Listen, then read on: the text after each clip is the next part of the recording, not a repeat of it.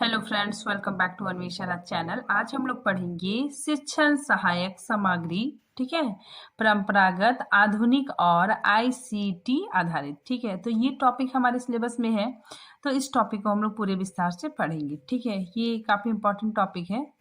ठीक है, तो जो हमारा यूजीसी नेट का सिलेबस चल रहा है, ठीक है, पेपर 1, तो उसी को हम लोग कंप्लीट कर रहे हैं। ठीक है, तो आज हम लोग शिक्षण सहायक सामग्री के अंतर्गत परंपरागत, आधुनिक और आईसीटी आधारित शिक्षण को देखेंगे। ठीक है, चलिए हम लोग पढ़ना स्टार्ट करते हैं। देखिए, शिक्षण प्रक्रिया में शिक्षक को सहायता देने वाली सामग्री को शिक्षण सहायक सामग्री कहते हैं। ठीक है, तो जो शिक्षक को सहायता देने वाली सामग्री को ही क्या कहते हैं?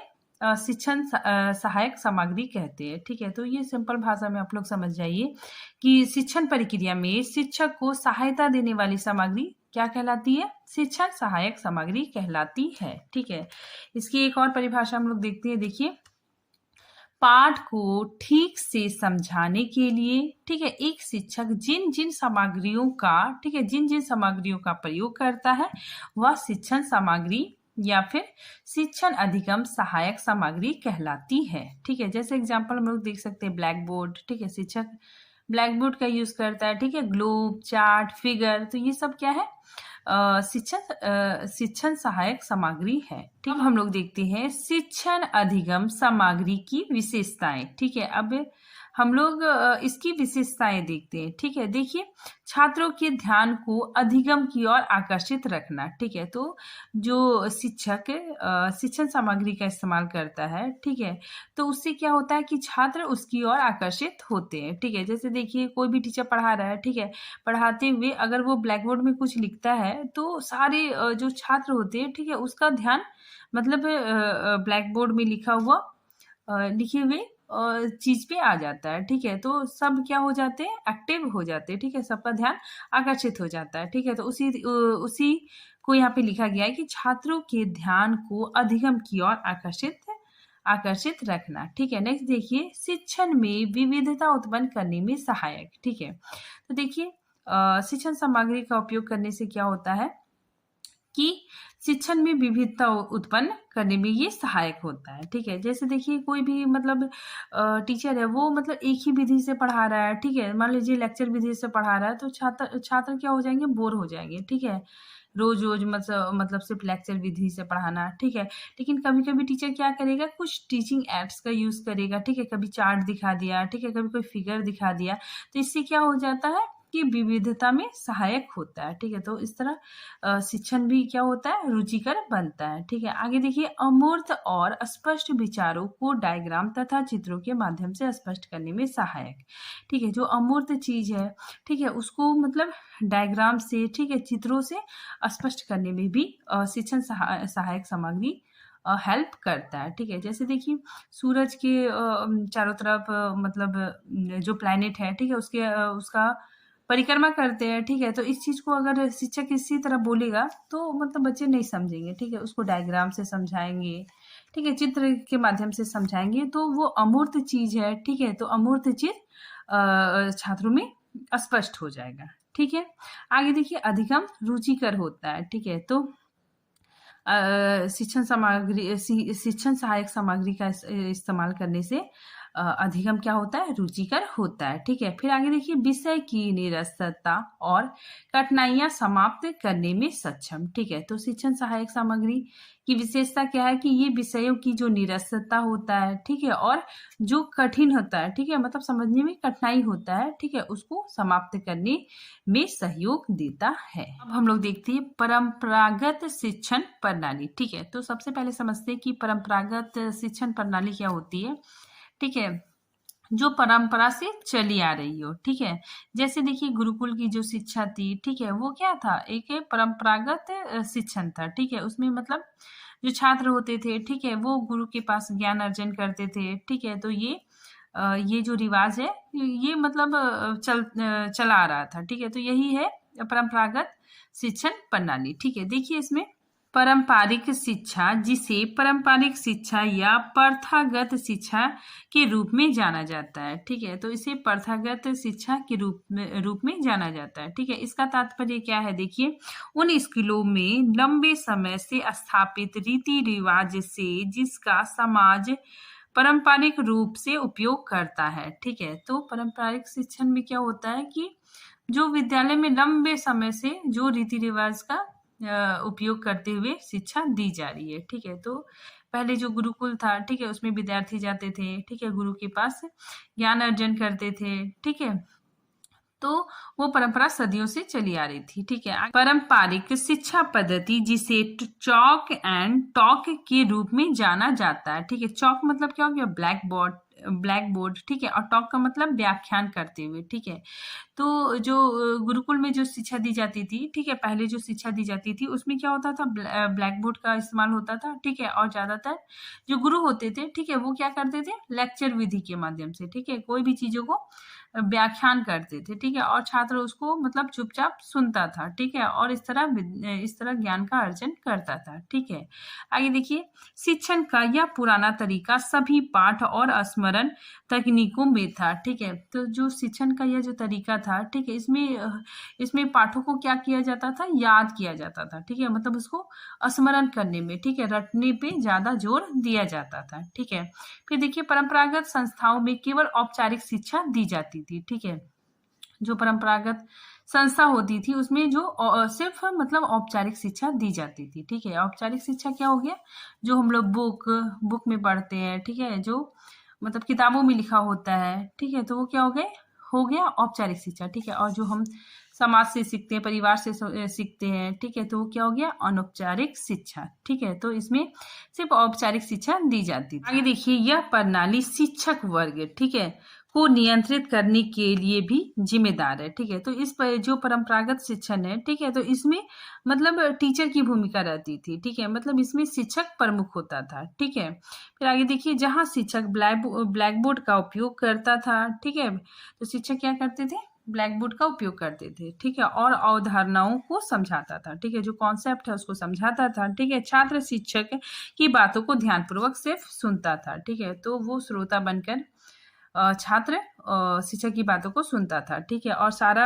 जो केंद्र बिंदु कौन था, शिक्षक। ठीक है, तो शिक्षक ही सब कुछ मतलब करके बतलाता था। ठीक है, और ये शिक्षक सक्रिय होता था। ठीक है, फिर देखिए, कंठस्थ करने को ही प्राथमिकता दी जाती थी। ठीक है, तो उस समय के शिक्षण में चीजों को याद करने में, ठीक है, रटने को ही ज्यादा प्राथमिकता दी जाती थी। ठीक है, आगे परंपरागत शिक्षण में सुनने समझने का प्रयत्न शिष्य का काम था। ठीक है, तो शिष्य क्या करता था, जो अपने गुरु की बातों को वो बहुत ध्यान से सुनता था, समझता था। ठीक है, परंतु सुनाना समझाना करके दिखाना, ठीक है, तो करके दिखाने का काम कौन करते थे, गुरु। ठीक है, गुरु का काम था। ठीक है, तो परंपरागत शिक्षण में सुनाना समझाना और करके दिखाने का काम गुरु का था। ठीक है, और शिष्य सिर्फ सुनता था। ठीक है, चीजों को समझता था। ठीक है, आगे देखिए, परंपरागत शिक्षण में गुरु शिष्य का संबंध काफी अच्छा होता था। आगे देखिए, ज्ञान अर्जन के लिए गुरु शिष्य के बीच किसी अन्य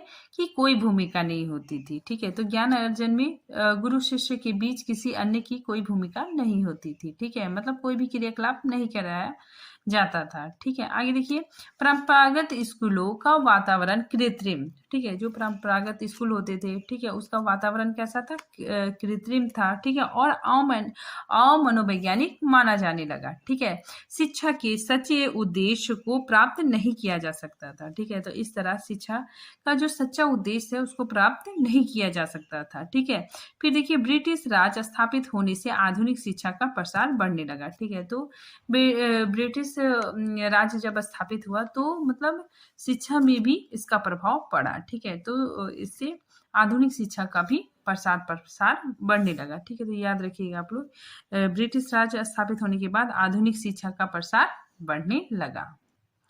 आगे देखिए, प्राचीन समय में स्कूलों में, ठीक है, ज्ञान का उत्पादन संस्था माना जाता था। ठीक है, तो स्कूलों को ज्ञान, ठीक है, ज्ञान का उत्पादन संस्था माना जाता था। ठीक है, फिर आगे देखिए, यह ज्ञान पुस्तिकीय होता था, ठीक है, यांत्रिक होता था और रूढ़िगत होता था। ठीक है, शिक्षा की एक रूपता के कारण छात्रों की व्यक्तिगत आवश्यकताओं को ध्यान में नहीं रखा जाता था। ठीक है, तो शिक्षा में एक रूपता था।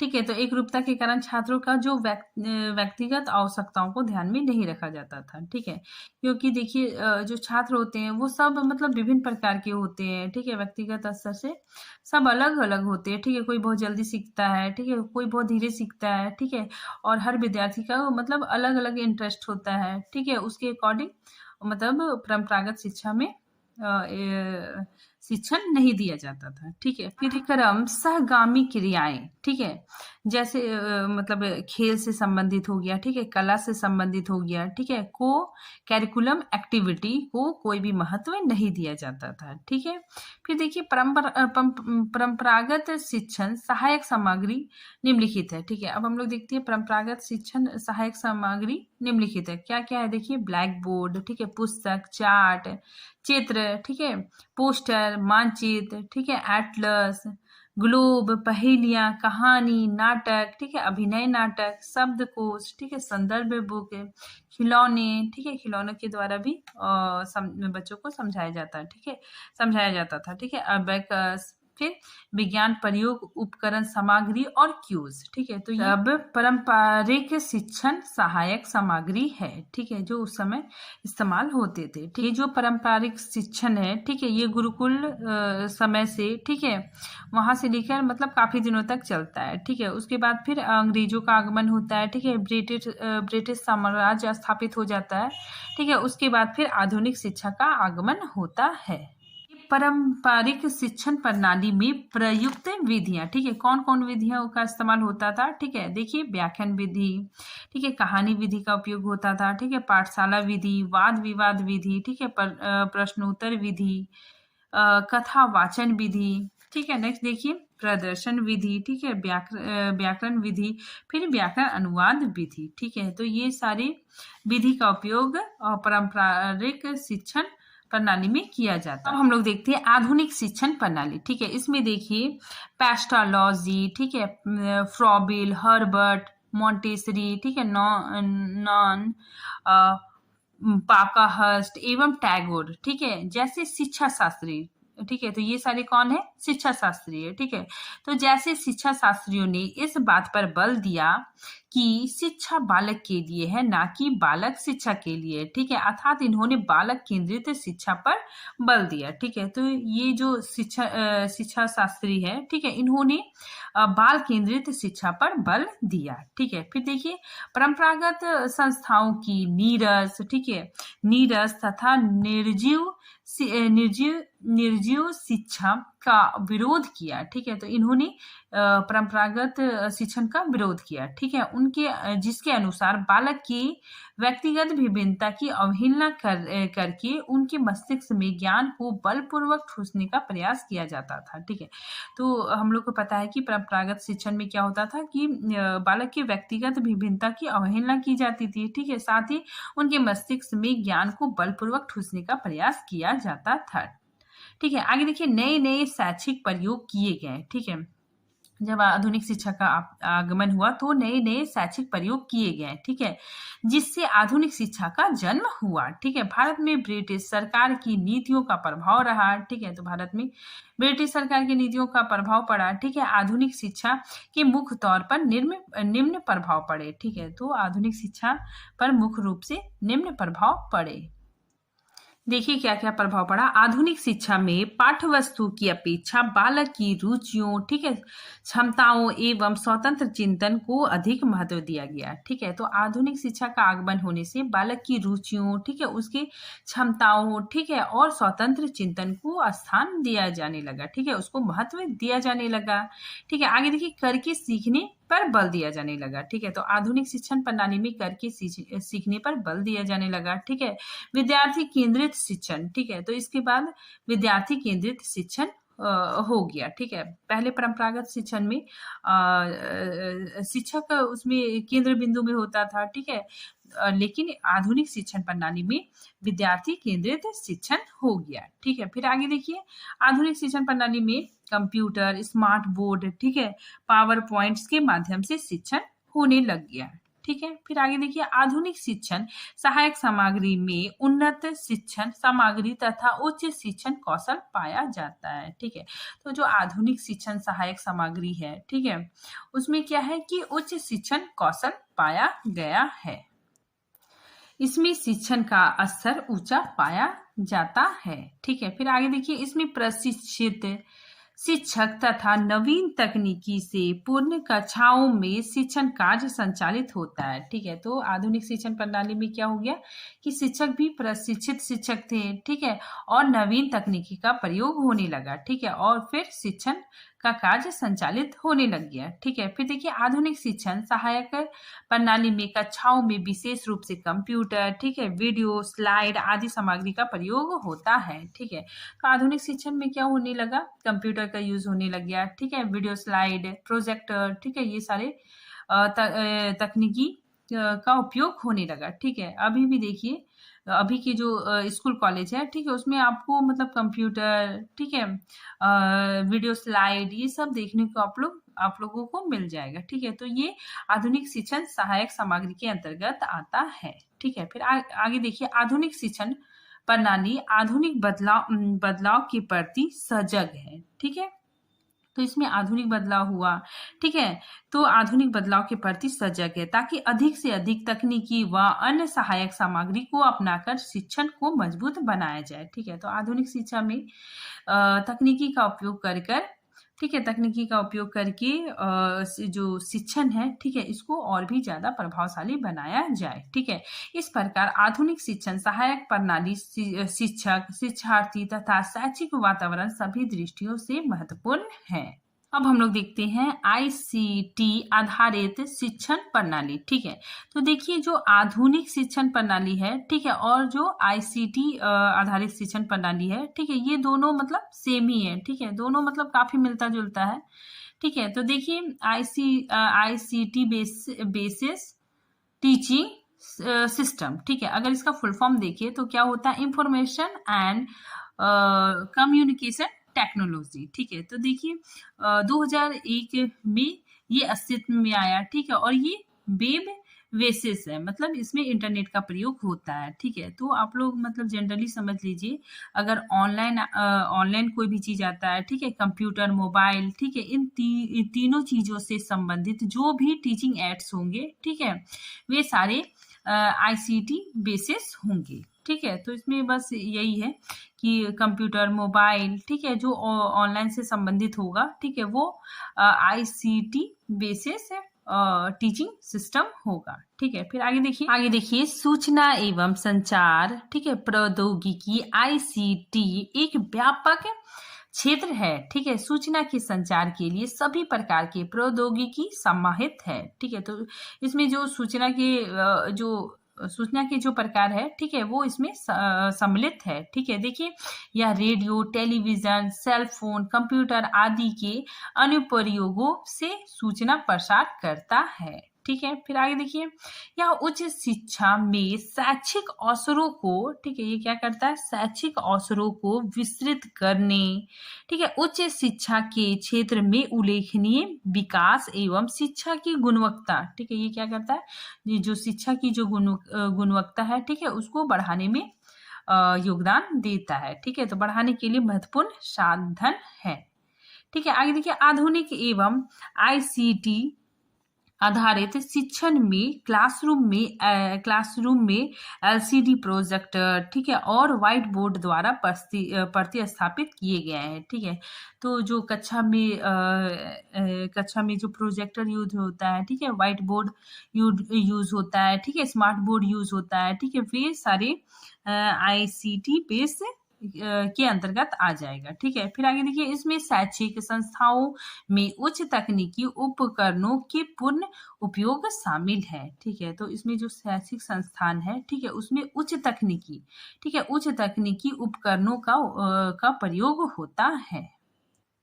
आगे देखिए, आईसीटी आधारित शिक्षण विधियां ई लर्निंग के रूप में मोबाइल लर्निंग, ठीक है, एक बढ़ती प्रवृत्ति है। ठीक है, तो देखिए मोबाइल लर्निंग से, ठीक है, इंटरनेट से मतलब शिक्षण बहुत तीव्र गति से बढ़ रही है। ठीक है, लोग मतलब इंटरनेट से भी काफी हद तक पढ़ लेते हैं, ठीक है, अच्छे से। फिर आगे देखिए, जहां शिक्षा ने कक्षाओं की भौतिक बाधाओं को दूर कर दिया है और गतिशीलता प्राप्त की है। ठीक है, तो ये गतिशीलता भी प्राप्त की है। ठीक है, देखिए छात्र जब भी और जहां चाहे जानकारी प्राप्त करते हैं। ठीक है, तो छात्र कहीं भी, ठीक है, देश के किसी भी कोने में बैठ के आराम से मतलब पढ़ाई कर सकते हैं। ठीक है, फिर देखिए, और ऐसे उन्नत तकनीकी इलाके प्रदान करने वाले संस्था दिन पर दिन बढ़ते जा रहे हैं।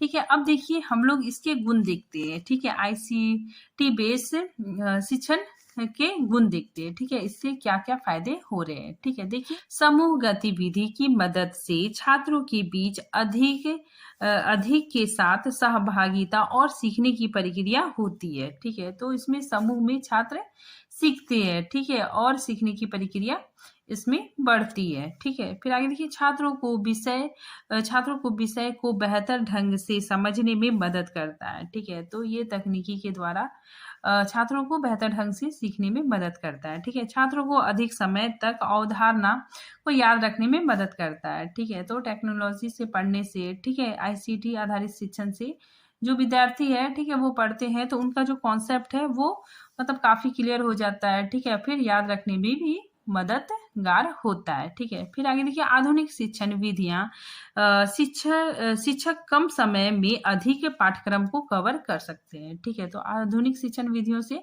जो शिक्षक होता है वो कम समय में ही पाठ्यक्रम को बहुत कुछ कवर कर सकता है। ठीक है, आगे देखिए, इसके माध्यम से ई लर्निंग और दूरस्थ शिक्षा, ठीक है, जो दूर इलाके में रहते हैं, ठीक है, तो दूरस्थ शिक्षा कार्यक्रम में ऑनलाइन शिक्षा के माध्यम से शिक्षण अधिक रोचक और आसान हो गया है। ठीक है, तो इससे क्या हो गया है, ऑनलाइन शिक्षा के माध्यम से शिक्षण काफी रोचक और आसान हो गया है। ठीक है, और जो दूरस्थ इलाके हैं, ठीक है, वहाँ के भी विद्यार्थी, ठीक है, वहाँ के लोगों के लिए भी काफी आसान हो गया है। ठीक है, फिर देखिए, यह उच्च शिक्षण संस्था में पंजीकरण, नामकरण, पाठ्यक्रम आवंटन, ठीक है, उपस्थिति की निगरानी आदि की जानकारी उपलब्ध करने में सहायक भी होता है। ठीक है, आगे देखिए, आईसीटी आधारित शिक्षण प्रणाली उपग्रह और अन्य माध्यमों द्वारा पाठ्यक्रम वितरण के साथ दूरस्थ शिक्षा सुविधाजनक बनाने में भी सहायक होता है। ठीक है, तो ये दूरस्थ शिक्षा सुविधाजनक बनाने में भी सहायक होता है। अब हम लोग देखते हैं आईसीटी आधारित सहायक प्रणाली। ठीक है, प्रणाली में प्रयुक्त उपकरण। ठीक है, कौन कौन उपकरण प्रयुक्त होते हैं, देखिए कंप्यूटर या फिर लैपटॉप। ठीक है, कंप्यूटर का भी इस्तेमाल होता है, लैपटॉप का भी इस्तेमाल होता है। ठीक है, इलेक्ट्रॉनिक नोटबुक, ठीक है, कंप्यूटर शैक्षिक खेल, ठीक है, ऑनलाइन शब्दकोश, ठीक है, ऑनलाइन विश्वकोश, ठीक है, चित्र शब्दकोशों, ठीक है, ऑनलाइन परीक्षण, ठीक है, ऑनलाइन ई पुस्तकें। ठीक है, आप लोग ऑनलाइन में भी मतलब पीडीएफ में पुस्तकें पढ़ सकते हैं। ठीक है, फिर पावर पॉइंट स्लाइड, ठीक है, शैक्षिक खेल, उपग्रहों के माध्यम से रेडियो पर प्रसारित पाठ, ठीक है, रेडियो में भी कुछ कुछ पाठ प्रसारित होते हैं। ठीक है, वो भी आईसीटी आधारित सहायक प्रणाली के अंतर्गत आ जाएंगे। ठीक है, प्रोजेक्टर, इंटरैक्टिव वाइट बोर्ड, फिर स्मार्ट बोर्ड, ठीक है, और ऑडियो विजुअल टीचिंग एड्स। ठीक है, तो ये सारे जो उपकरण है, ठीक है, ये जो सहायक सामग्री है, ये